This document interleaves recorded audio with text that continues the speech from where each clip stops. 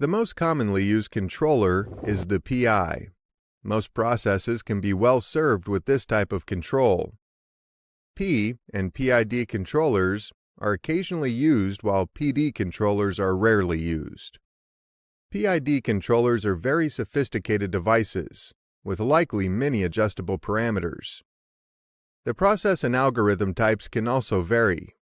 Other parameters to research for PID controllers are series, ideal, and parallel algorithms, filtering, scan times, anti-windup, self-regulating versus integrating processes, reverse acting, dead time, lag, derivative on E, or derivative on PV, just to mention a few. Because of the inherent difficulty in tuning the most basic of PID loops, these parameters, which are more advanced than this basic tutorial, are better left for future lessons or self-exploration. There is a science to tuning a PID loop, but the most widely used tuning method is trial and error. There are other methods that require a multi-step process to determine where your numbers should be. Your goal is to control the process, when plotted in a trend, as a nice even trend line with minimal oscillation. The first step in tuning your controller is to determine just how much adjustment you can make without serious implications to the process. Talk to the plant personnel if adjusting the parameters of the PID controller will not have an adverse reaction, then you can begin your adjustments. If the effects will be detrimental, you must take a more measured approach. Obviously, depending on whether this is a new installation or an existing plant, your approach will be different. In existing installations, you are just looking to tweak values and create a more stable process. Because the PI controller is the most widely used, we will only be adjusting those parameters.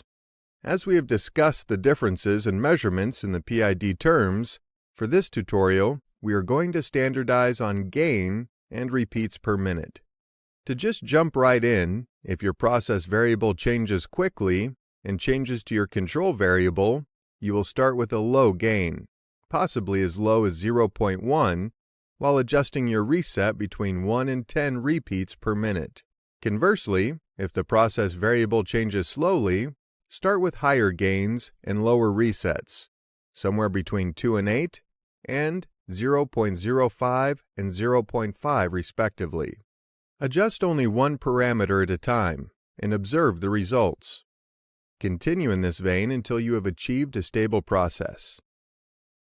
A more measured approach is to start with a low gain with integral and derivative disabled. Watch the process and begin incrementally adjusting the gain by doubling the value. When the process begins to oscillate, adjust the gain value down by 50%. Employ a small integral value and watch the process. Double the value incrementally until oscillation occurs, then cut the integral by 50%. At this point, you should be somewhere in the neighborhood and can begin the fine-tuning process. As you can tell, by the many parameters available in PID controllers, there is much more to learn on this subject. But to sum it up, you can probably get away with using a PI controller for most of your processes. Make sure you know the measurement type of your selected controller, and just incrementally adjust your P and I parameters until you achieve that nice stable process.